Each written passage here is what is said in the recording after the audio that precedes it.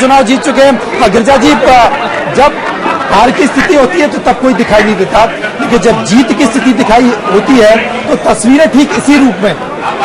जीत की स्थिति क्या, अब तो लगभग जीत हो ही गई है जी। और अब देखिए ये धक्का मुक्की भी और बढ़ेगी, और उस धक्का मुक्की में आम आदमी नहीं होंगे, सारे खास आदमी होंगे, राजनीति के, प्रशासन के, बाकी जगहों के, और सारे खास आदमियों के बीच ये धक्का मुक्की होगी। तस्वीरों के तौर पर कैसे वो चेहरा, तस्वीरों के तौर पर मध्य प्रदेश का वो चेहरा जो अब लोकप्रिय हो चुका है 10 साल के बाद। 15 साल मुख्यमंत्री बनने के तौर पर शिवराज सिंह चौहान पहुंच चुके हैं। अनंत कुमार, जिनके बारे में कई बातें की जाती हैं, लेकिन अनंत कुमार एक बेहतर प्रभारी के तौर पर यहाँ पर दिखाई दिए हैं। नरेंद्र सिंह तोमर, शिवराज सिंह चौहान, अनंत कुमार, ये वो जोड़ी। और एक और नाम, एक और चेहरा प्रभात झा का, जो कभी ये कहते थे कि बीजेपी में पोखरण की तरह, पोखरण विस्फोट की तरह फैसले होते हैं, वो भी मौजूद है। माला पहनाई जा रही है। ये तस्वीर क्या कुछ कहती है मध्य प्रदेश के तौर पर? शिवराज सिंह चौहान को माला पहनाई जा रही है, जीत की 15 साल की खुशी मीडिया के जरिए। देखिए, ये तो जीतने वाले के संदर्भ में स्वागत की परंपरा तो सदियों पुरानी है, और एक बहुत ही महत्वपूर्ण युद्ध था, और उस युद्ध के महानायक के तौर पर शिवराज सिंह चौहान उभर कर आए हैं। तो कुल मिलाकर कार्यकर्ताओं में जोश है, कार्यकर्ताओं में उत्साह है, और इसके जो स्पष्ट तौर पर दिखाई दे रहा है वो उत्साह। और ये सिलसिला अब लगातार चलने वाला है जब तक उनकी शपथ, और शपथ के बाद में फिर स्वागत समारोह, तो ये सिलसिला वहां पर चलेगा। और आगे जो गिरिजा भाई बोल रहे थे कि एक विकल्प मोदी के मुकाबले, अब उसकी तैयारी होगी। इसका एक संकेत ये भी है कि मोदी का रास्ता निष्कंटक नहीं होगा।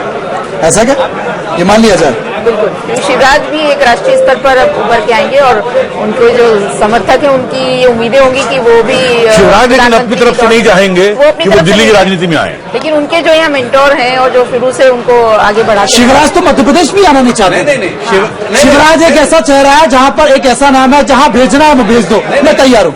हर जगह सहजता है, हर जगह कंफर्टेबल, लेकिन दूसरे लोग सहज हो जाते हैं। यही उनका यूएसपी है। देखिए, शिवराज जी कभी अपनी तरफ से ये जाहिर नहीं करेंगे, और यही सही राजनीति की भी होता है। इस देश में वो कभी प्रधानमंत्री नहीं बन। शिवराज सिंह चौहान बोलने वाले हैं, लेकिन 48 सीटों पर रायपुर में बीजेपी है।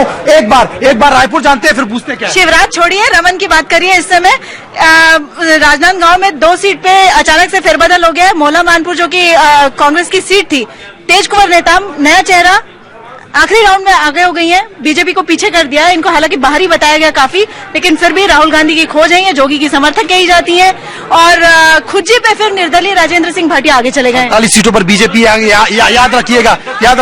एक बड़ी खबर, सांस से रोक देने वाला मुकाबला, नेल बाइटिंग फिनिशिंग चल रही है यहाँ छत्तीसगढ़ में। लेकिन जबलपुर का अहम मुकाबला, महाकौशल का अहम मुकाबला, हरेंद्र सिंह बब्बू और तरुण भनोट के बीच बहुत ही नुरा कुश्ती चल रही थी।